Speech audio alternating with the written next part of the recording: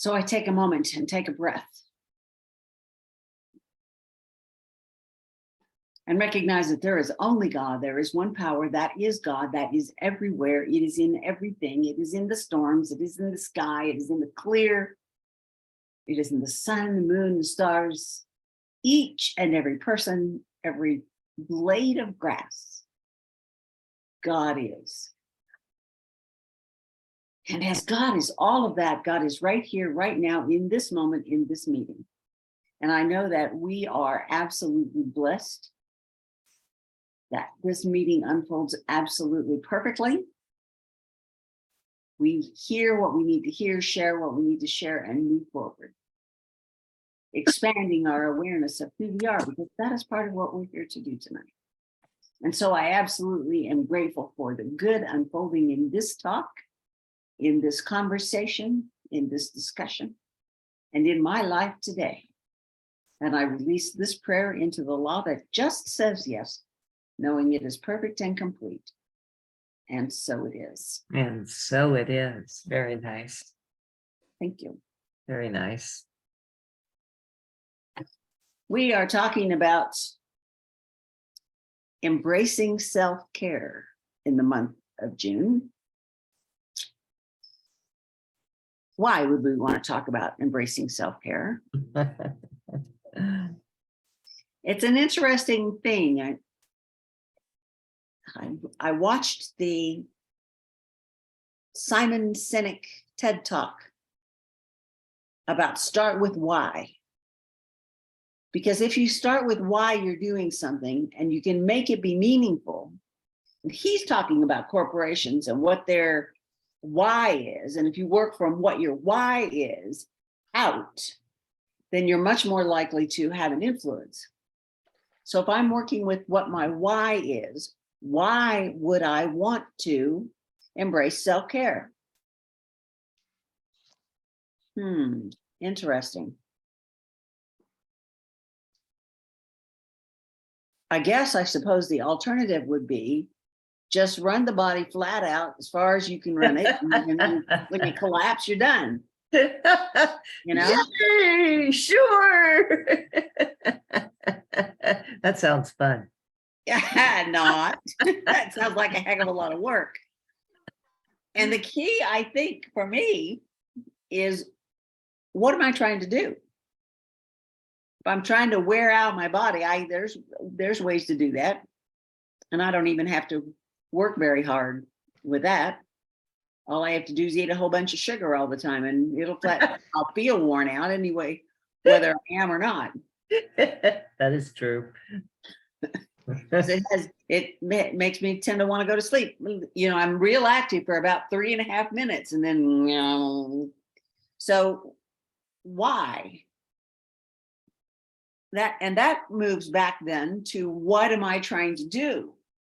Why do I need my body to work? What am I here for? What's my purpose? And that can be my why about why I need self-care. Because if I'm here to do something and to get it done, if I wear out my body, I'm not going to get it done. Unless I can get it all done really quick right before I wear my body out. Right before I slide into home plate. I don't think that'll happen, but it could. As we were going through the vision and mission statement, this whole talk about why got me thinking. And my personal mission or vision, whichever it is to help other people make a difference in their lives. How can I help other people make a difference in their lives if I'm not taking care of me? I can't. Or I can't do as good a job of it. And I certainly am not leading by example if I tell people that, oh yeah, you need to slow down and take a rest. And yet I'm not. So that part of that was my why. Why am I doing self-care? And today's talk or this week's talk is about pleasure. If we're going to take care of ourselves, part of that is doing things that are pleasurable. And we should include things that are pleasurable in the things that we do in parts of self-care, in our self-care. But it's an interesting piece because what's pleasurable for one person is not always pleasurable for another. I was telling Lynn on Tuesday when we talked, I know she loves to get her bare feet in the grass on the ground. I do not like to have my bare feet in the grass on the ground. It's okay if it's manicured Bermuda, nice and soft and cushy. But that regular, just ordinary ground that has sticks and twigs and rocks and stuff like that, nope, nope, nope, nope. I am not interested in getting my bare tootsies in any of that stuff. And I don't know whether it's from, I went barefoot as a child a lot and stepped on sticks and twigs and bumblebees and, those kinds of things. But that is not where I enjoy having my feet nowadays. They are so tender that it's incredible, my feet. So I don't go out without shoes. I don't go barefoot in the house, except in the shower or the bed. I just don't. So that's not a pleasure for me. I find my pleasure in other things. My pleasure would be have socks on in the house and shoes maybe, but if I haven't got shoes on, I at least have socks on most of the time. Where's our pleasure? What is pleasure? What feels good? What feels good to me and what feels good to you are not always the same thing. The top information that they gave out that said congestion of emotions is detrimental to pleasure. Okay, if you got a lot of stuff going on, and you're probably not relaxed and feeling in any kind of way a pleasurable situation. But their next point, pleasure is only found in a peaceful mind. I'm kind of not saying that that's necessarily the truth. You don't have to be in a peaceful mind completely all the time in order to feel pleasure. What was their statement again? Pleasure is only found in a peaceful mind.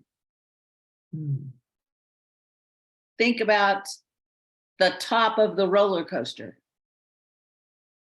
Some people think that is absolutely divine pleasure as they go down the roller coaster. That is not a peaceful mind, in my opinion, right? It's exciting. And to some people, that's pleasure. I'm not thinking the moment of orgasm is very peaceful, but it's certainly pleasurable. And afterwards, you might be peaceful, but not in that moment. So I'm not thinking that statement that pleasure is only found in a peaceful mind is 100% true. But I can certainly agree that if you've got a bunch of turmoil going on in your brain, it's not going to be very pleasurable. If you're the one at the top of the roller coaster who's fearful, it's not going to be pleasurable as you go down that ride. So there's some pieces there that are not exactly in coherence as far as I'm concerned. But what is pleasure? It makes difference to different things to different people.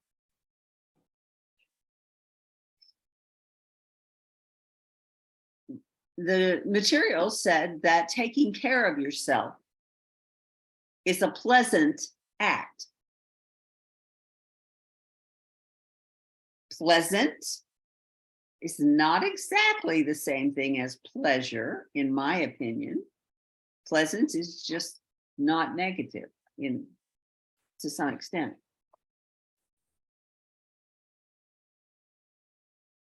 If we're doing self-care and we're not doing it from a point of without feeling pleasure, we're just taking care of ourselves. According to this, it's not complete.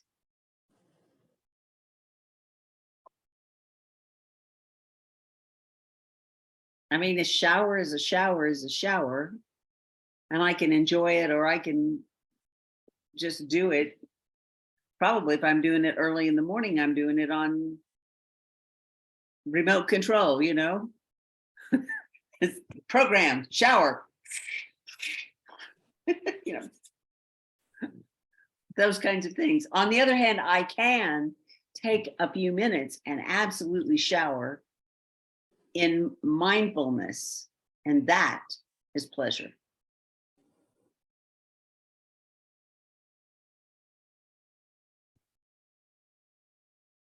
Taking care of yourself is a beneficial act, Yes. not Yes. always a pleasant act. Not always a pleasant act, because sometimes it's not.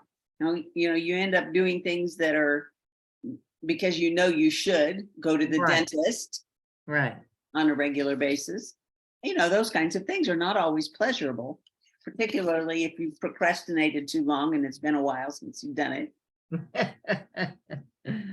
kind of thing. It's an interesting thought. It looked like I looked up, there's 8 types of self-care, Wow. according to this particular research piece. Physical self-care, emotional self-care, social self-care. That's like spending time with others and setting boundaries and stuff like that. Spiritual self-care, personal self-care, as opposed to physical self-care. It's honoring yourself and what you enjoy. Oh. So it's your hobbies and that kind of stuff. Oh. Your home environment self-care. That's just a financial- fancy way to call house cleaning. Yeah.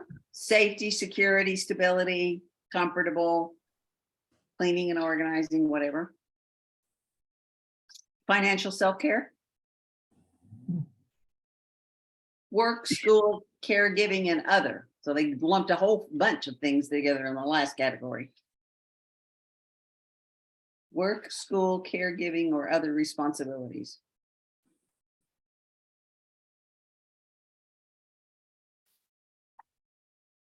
And then I looked up pleasure and looked at the different kinds of pleasure. And I found a site that talks about pleasure is a feeling of happy satisfaction and enjoyment. And it's a yoga site. So it talks about the pleasure centers and the yoga exercises and the subtle activities and things like breathing and meditation and feelings of empathy and gratitude and love and such that fits in with yoga. And then taking that to a deeper level, that all makes some sense as well. It talks about, this particular thing talked about sensual pleasure. That would be things like the taste of the food, the feel, the touch,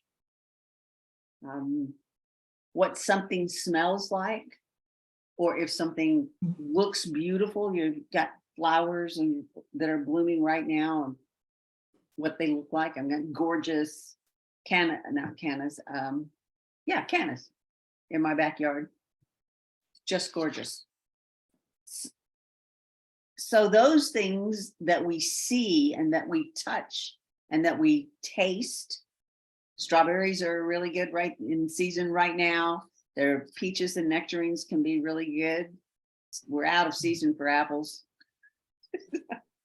They're more of a fall thing. I know, get them all the time. They're 24, it seems like 24/7 in the grocery stores, but the apples are picked they're a fall fruit usually. So those are kinds of things are pleasurable. It talks about the pleasure of intimacy, and not just sexual intimacy, but the idea of having a deep conversation and really listening to the other person. You know, those are important things that we have, that we do, that we see.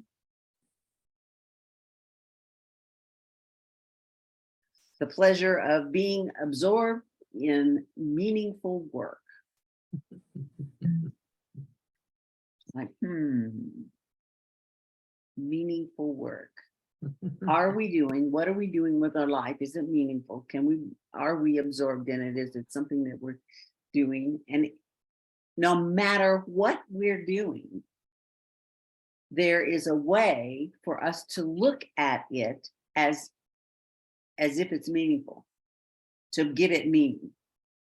Because even if you're the trash man going around and picking up everybody else's garbage and dump, on one of those big things, trucks that lifts the garbage up into the bed of the truck and puts the can back down on the side of the road.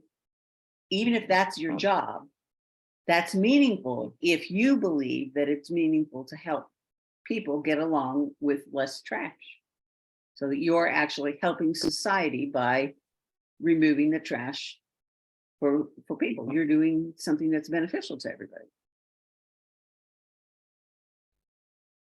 I'm talking and my watch is telling me I'm talking. It's repeating it back to me.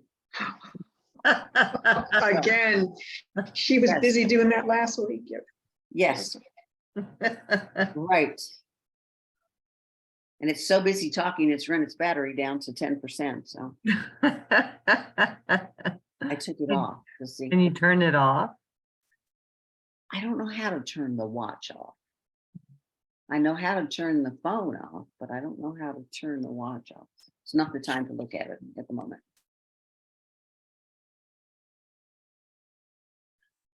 This article talks about pleasure of creativity. When you're in the place of creativity, you're connected to source. And when we're in the place of being connected to source, then we're definitely are more likely to be in a place of pleasure, or to take more pleasure out of whatever we're creating.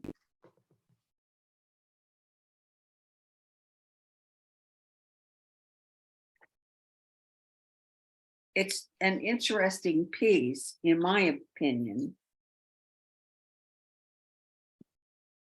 What is pleasure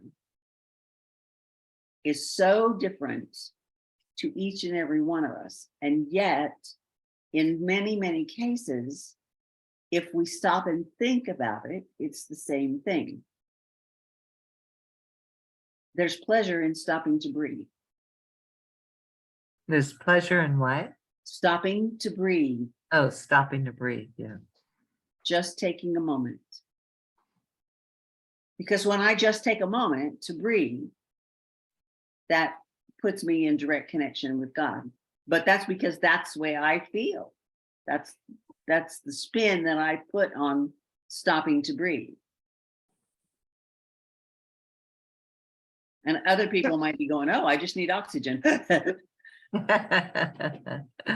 Sometimes I don't realize how shallow I'm breathing, and I'll take a real big breath, and it feels so good through my whole body. And it's calming.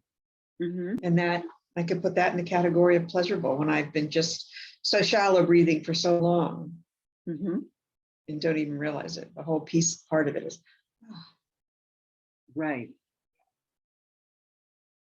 So breathing is pleasurable. I have a couple of things that some people really like that I don't, and one of them is being barefoot, and the other one is getting my hands dirty. I'm not one who likes to mess with clay or mud, or I can blame this directly on my mom. She said to me one time, she said, I think I've taken the hand washing too far. When you came in from making mud pies, going, my hands are dirty, my hands are dirty. I think I was about 2.5. That's funny. She said, I was just so, it was so important to me that you keep your hands clean, that you wash them, because, kids pick stuff up and they get germs on them. And I didn't want you to be sick. So I had you washing your hands all the time. Well, apparently she did a good job of making me not want to have my hands dirty. So things like kneading dough, where you're supposed to actually get your hands in it and rub clay. Nope. Ooh, Not my thing. Making a meatloaf. Yeah, no. Yeah. Right. No. I mean, I do it. No. I do it. I have done it, but not my thing. Not something that I enjoy doing. So that's a piece. And I don't know, the feet did not come from that, I'm sure, because I went barefoot a lot up until I was a teenager. So I don't know what the deal with the feet is, but that's not a pleasure. Sometimes I like to wear the disposable gloves because I don't want to get, like when I'm working with chicken, actually, or if I'm, kneading hamburger meatloaf. Mm-hmm. Oh, yeah. I actually, It's a good idea. so I get what you're saying. Now, that's not probably good for the environment, because then I have to throw the disposable gloves away. So Right. that's a luxury, but I do admit sometimes I do that. Mm-hmm. I always do it when I work with chicken. Okay. Yeah. I guess I have the same kind of thing. I don't want to get all that stuff in my fingernails, Right. No, Yeah. it's No. I haven't really worked with clay except for a long time ago in class. I Mm-hmm. don't remember putting anything on my hands, but Yeah.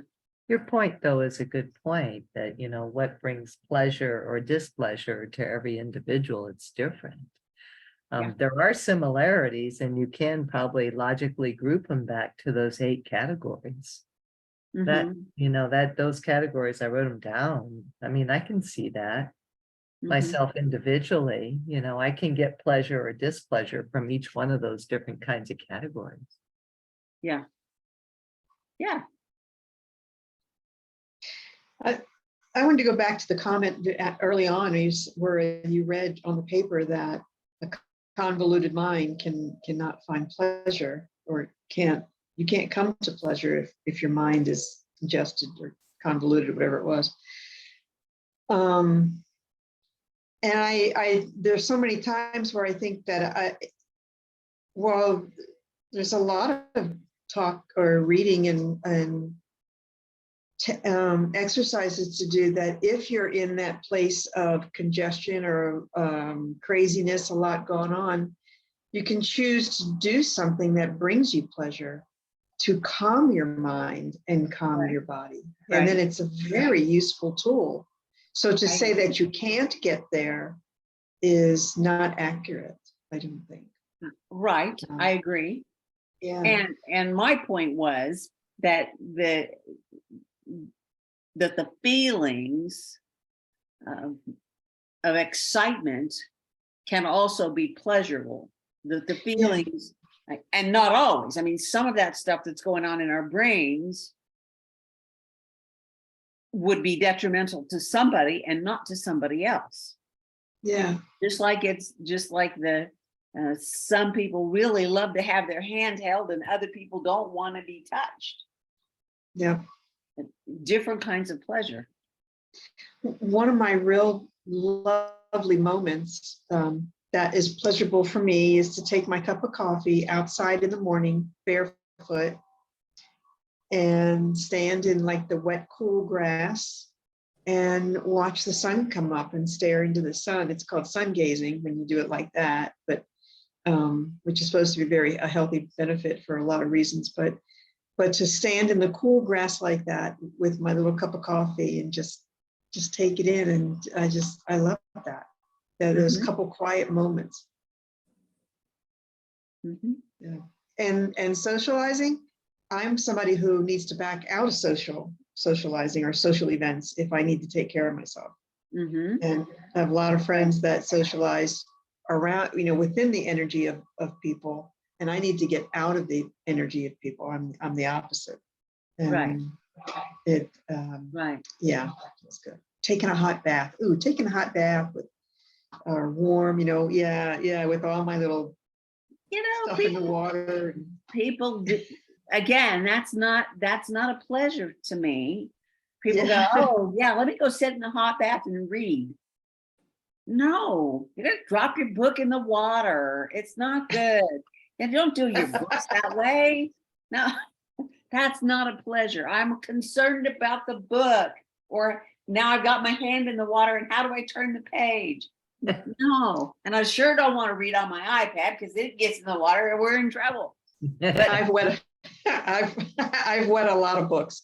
I Put believe Kleenex between all the pages, trying to get them dry out. I have a rag that not a rag, but a washcloth that I use to dry my hands so they get dry, and then I touch the book or the phone. Yeah. I love baths. I'm a big bath and person. it's sitting in a bathtub, you've got this laid back sitting in the bathtub piece. That hurts my tailbone. I've had my tailbone broken so many times that leaning back against it is uncomfortable. So I want to sit upright. Well, if I'm going to sit upright, I don't want to be, where's the relaxing part of sitting upright in a bathtub? Got one of those little pillows behind me, and I'm actually watching a TV show, Outlander. I like to watch Outlander in the bathtub. Just that to me is, I keep my little towels there so my fingers are dry. I don't have a television, so that wouldn't work for me. No, anyway. I'm on my phone. I'm sorry, I'm on my phone. I'm watching it actually. I watch TV on my phone a lot. Okay. Shows. So that's an interesting piece there. That which is a relaxing for many people, that is a pleasure, is not a pleasure for me. It's not a pleasure for me. It's kind of an interesting thing. It's like food. We like particular foods are pleasurable. Jack, what's your most pleasurable food? I'm going to drag you into this conversation. Tapioca pudding. Oh, yummy. Oh, yeah. Wow. Okay. Haven't had that in years. Yeah. I haven't either. Okay. But it was the first thing that came food-wise that came to mind. Okay. Yummy. Yep. My grandmother it's comfort food. My grandmother used to make it from scratch rather than from the little Jell-O box. So the little Jell-O box is better than you can buy little containers of tapioca pudding, and they don't taste anywhere near as good. But comfort foods have shifted over the years. And what I thought was comfort food before are not comfort food now. Where Jack's showing something. I've been writing down pleasures throughout my life. Okay.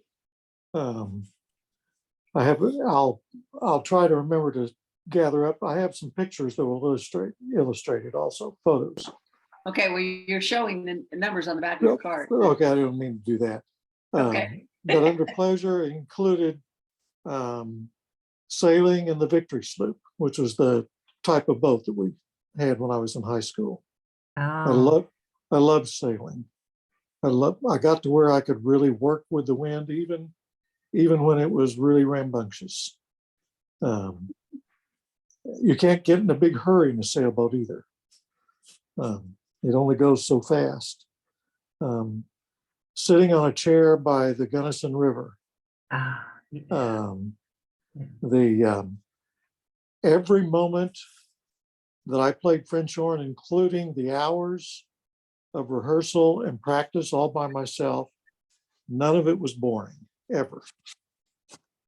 I loved it all. I loved writing copy. I've written copy for lots of things in radio and television and print media.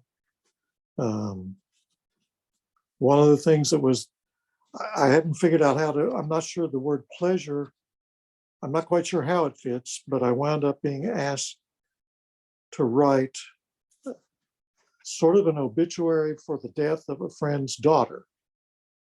The daughter was an adult, one of Drew's daughters, Suellen. Mhm. And I wound up writing the letter from her family to her to help her on her way. Oh, But in general, I'm not sure the word, that's what I'm not sure that was meaningful. I don't know if pleasurable is the right word. And I loved, pre-polio, I loved walking in the rain, barefoot, squishing mud between my toes. So as a kid, but right before polio, the house 3 blocks down from us that was under construction, the only thing that they had done was they had poured the foundation, and it was one that was above the ground, the foundation was. And with one of the other neighbor kids, we started walking up on it, and with our feet on the boards that contain the concrete. And I accidentally stepped in the concrete, and it went almost up to my knee. oh my gosh. And when I pulled it out, it left the shoe in the foundation of the house that's probably still there now 70 years later. Mom, you'll never believe what happened to my shoe. That's a good story. I got great pleasure out of driving, which I haven't done now in over a year. So it was easy as I just started writing the list. I was amazed how much. Yeah. And tapioca pudding. And tapioca. Yes. Right. Especially the texture of it. Mhm. I love the textures of food. The texture of whether it's wood or clothing or I'm pretty oriented physically just because that's part of existing with braces and crutches. So Yeah. That's interesting to look at what it is that we enjoy and what differences we enjoy. It's like I enjoy reading a book. I enjoy reading my iPad. I enjoy writing most of the time, but not always. And I find it difficult sometimes to write on demand. Oh my gosh, I got to do another column for the newsletter. But once I sit down to do it, it just kind of flows through. And there's pleasure in not just doing it, but pleasure in having it complete. mm-hmm. When I've said, okay, this is it, this is done.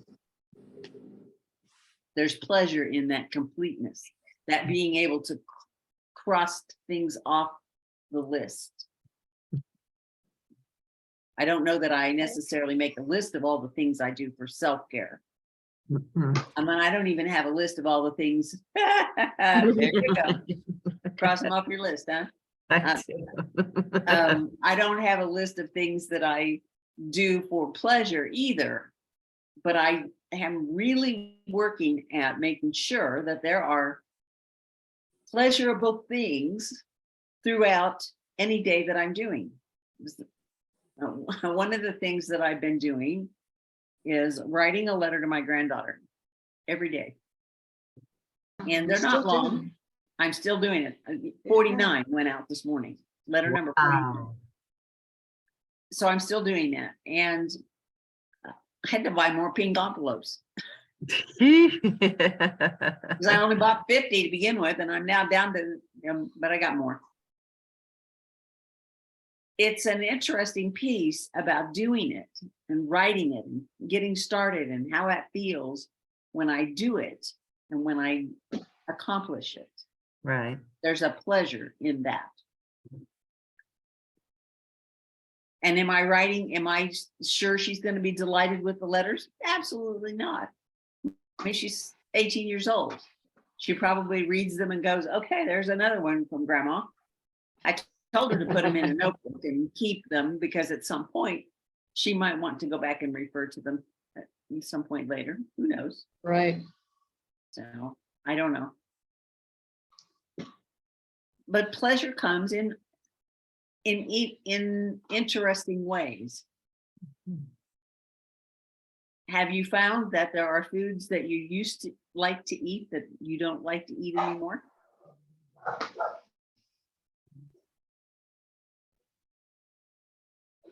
Probably. Beef, I would say corn. beef. I don't eat beef. I haven't eaten beef in a long time, Yep. decades. Yep. Chicken. Corn for me. I've started eating some meat again.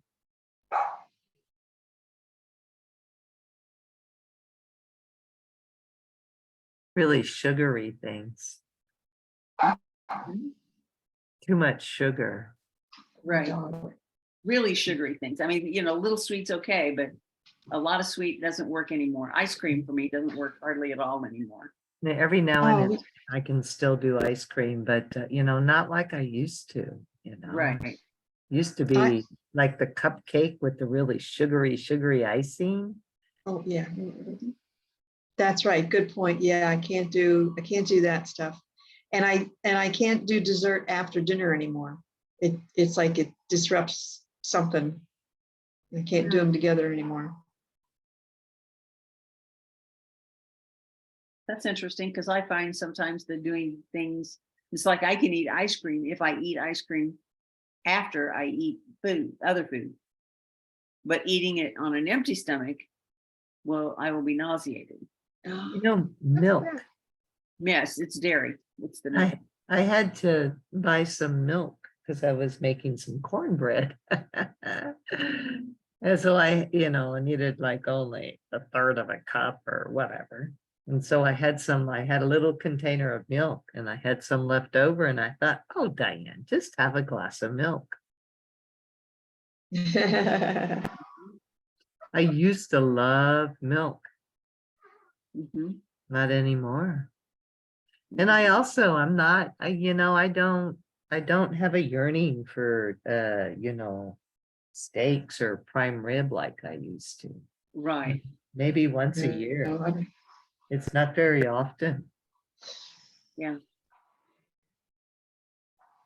Well, let's talk about good food. Yeah. Yeah.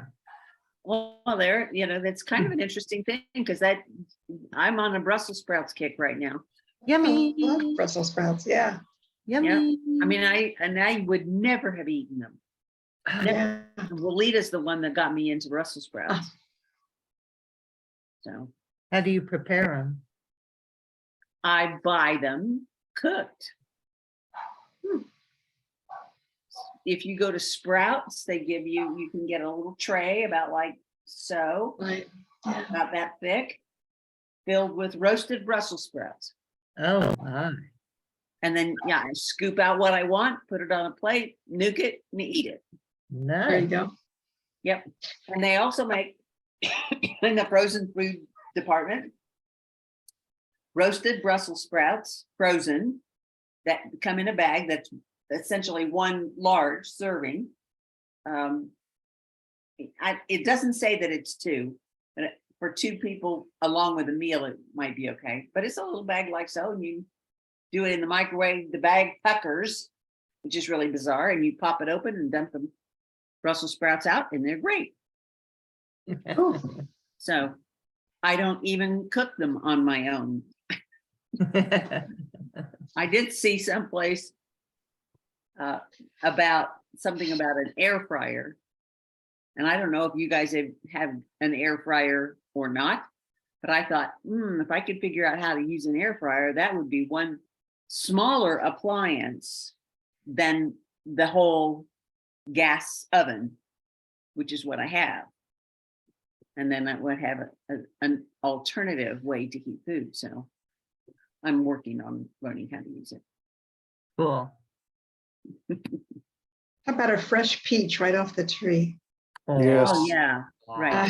Yeah, Yes, or The next- apricots. yes. The nectarines that are just juicy, so the stuff is running everywhere. Peaches too. Yeah. That's yummy, yummy, yummy. Yep. You know, in an odd kind of category, a good margarita brings me a lot of pleasure. I have always loved the taste of tequila, and I drank way too much of it when I was younger. But still, a good margarita, just the taste of it is, I really enjoy that. Amaretto in chocolate shake. Ah, Retta in a chocolate shake. Uh-huh. Wow. wow. Hadn't thought about that one. Had you? Yeah. It's dairy though. It's chocolate shake. Yeah. Or over vanilla ice cream. No, yummy. Yep. That sounds good too. Wow, I've never thought of that. I may want to try that. Although amaretto is not on my favorite list, but it might be good with the ice cream. I love ice cream. Yeah. I found somewhere a hot fudge made with Jack Daniels. Oh my goodness. Yes. So is whiskey flavored, Scotch flavored, whatever. Hot chocolate. There's potential. Uh-huh. Yep. Have to So look for that. It'd be I bought the little containers of ice cream, little containers of ice cream about like so, the individual servings. Yeah. And the chocolate came in a jar about like so.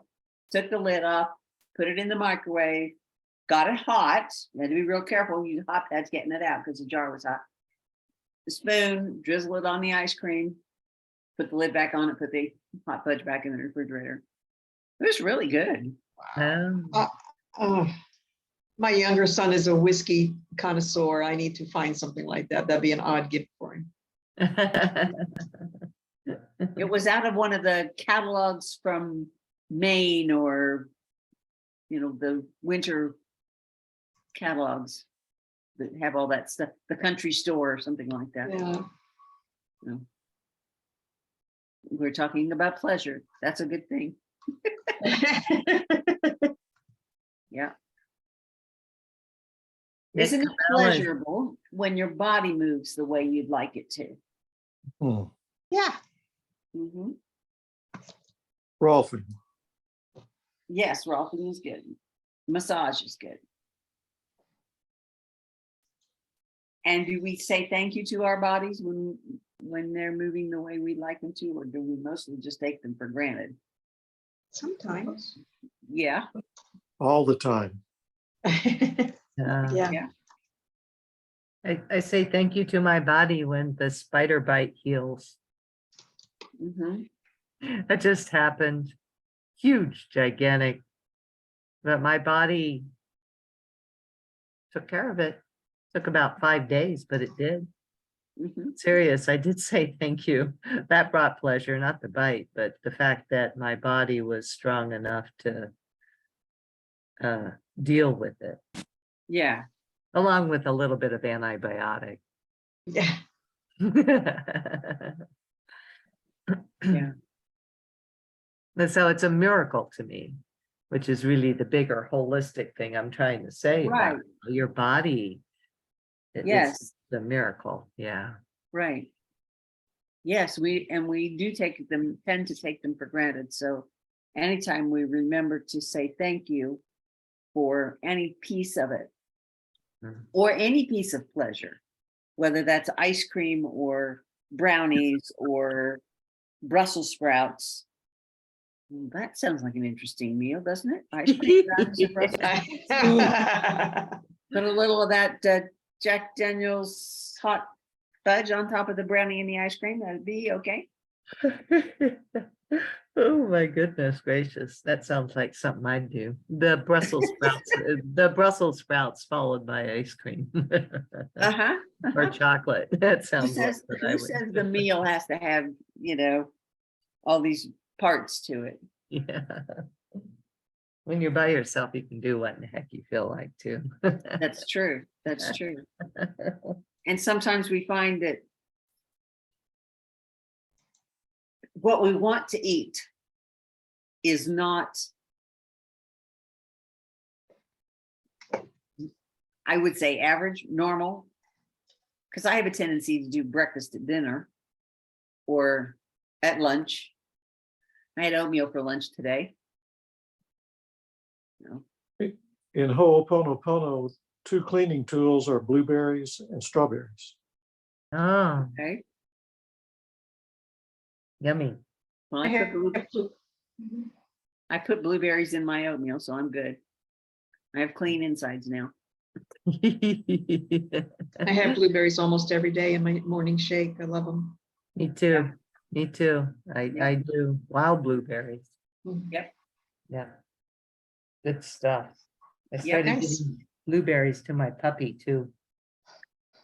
Do dogs like blueberries? Well, I don't know why it's the reason why I'm doing that is someone told me, oh, I haven't looked it up online, that if you sometimes I have a white dog and sometimes he gets the little stain tears in his corners of his eyes, and that someone said, Diane, give your dog blueberries, that'll go away. So I thought, oh, okay, I'll try it. Would he eat them? Yeah, I just mix them up in his food at night, dinner. Just Okay. 3, like 3 little blueberries. Okay. Yeah, he's eating them. I had a dog years ago that would not eat peas. And you could they could be peas soaked in beef gravy. Oh, wow. And the dog would nudge the peas to the edge of the dish and eat Oh, every- that's funny. I know. I know. So we got, somehow or other, we managed to get from somewhere dog food that had pea shapes in it. And it's all cereal. So it's not, I don't know whether it's peas or not. But the dog would nudge the pieces to the edge of the bowl and not eat them. That's funny. And so the dog would not eat peas. That is funny. That's cute. So crazy, crazy, crazy, crazy. All right. Do we have anything else that we need to say about pleasure or self-care? Beach time. Beach. Say again. Beach. Going to the beach. Oh, Okay. Spending time at the beach. Yes. Just everything about it to me is wonderful. Yes, as long as it's not outrageously hot. Yeah, true. I'm not, I don't do really, really hot anymore. Umbrella. When I have a choice. Yeah. But yes, I agree. Feet in the water there. In the beach, on the beach. Spending time at the beach. Okay. That was my last addition. Yay. Okay. Anything else? All right. Thank you for the pleasant conversation. Pleasurable conversation, yes. Well, part of me is trying to go, and I'm supposed to talk in Tulsa on Saturday. And it's like, what am I going to talk about? How am I going to structure this with pleasure, with self-care and pleasure? Now I'm kind of going, probably not unlike this. Yeah. It was Lots good more discussion than actually they usually get, but it's not the same. What's pleasurable for one is not pleasurable for another. No, and it's a good question. So why do self-care? Right. And what is our pleasure? Yes. Start with your why. Start with your why, just like Simon says. Yeah. Yes. It's so Simon true. says, start with your why. I think I even have his book. Uh-huh. Not here, but in Colorado. Yeah. Well, I was, you can go and you watch the YouTube video of the, Right. it's like 7 or 8 minutes. That's start with why. It was a good reminder. It's a good, yeah, right. And sometimes that's all you need. Yep. Yeah. Yeah. Which made me look up the mission statement, vision statement for Inner Journey. No. Which I Why thought are was we doing this? Well, I just carried off on that because that's part of our why. Why are we doing this? Right. Mm. And I found it very interesting when we started this. It was a bigger picture than the Center for Spiritual Living. So the mission statement was to help individuals and organizations reach their highest purpose and greatest potential. The vision statement was Inner Journey serves humanity by providing opportunities for growth and enlightenment through education, consultation, wellness, research, and integration of body and spirit. In the atmosphere of unconditional love, the spirit is nourished and the soul set free. Wow, that's beautiful. Very nice. Have you ever sent that to us? You probably have. It's on the website. Oh, that's true. It is on the website. Wow, that's really beautiful. Oops. I should spend time on the website. I always go there for donations, but I don't. I should reread the website. Well, whatever we need to do. So How long have we had that mission and vision? That's nice. we started Inner Journey. Jack, you remember? Oh, man. 2 wives ago, at least. The documents for Inner Journey as part of Centers for Spiritual Living are dated February 4th, 2005. Oh, so that's when we created the vision and the mission. Yes, well, yeah, that's Wow. what we created. thought it But was- the vision and mission was there before, because Inner Journey existed as a corporation before I was in ministerial school. Oh, And we hadn't Yeah. done anything with it. Jack and I created it years ago with the idea we would do something, but he was in San Antonio and I was in Oklahoma City, and it just we never got around to doing anything together other than the incorporation papers. And so when I became a minister, where it's like, okay, now what are we going to do? Jack says, well, why don't we use Inner Journey? nice. So we just kind of morphed it a little bit to fit in with what their guidelines were and took off. Nice. It was meant to be that way, I think. I think so, since it's been that way for almost 20 years now. I Mhm. know, I was gonna say, yeah, it's almost 20 years, Oh. 18. I mean, it's like, good grief. I've been a Mhm. minister almost 20 years. Nice. And you start out and you do that first year and the second year and the third year, and you think, okay, this is going okay. But now I'm an elder. in the movement. There's not all that many that are active anymore that have been in, there, and many of the ones that were in my class have retired. They're not active anymore, or they're not as active anymore. So, all right. So number to donate is 405 337 9739.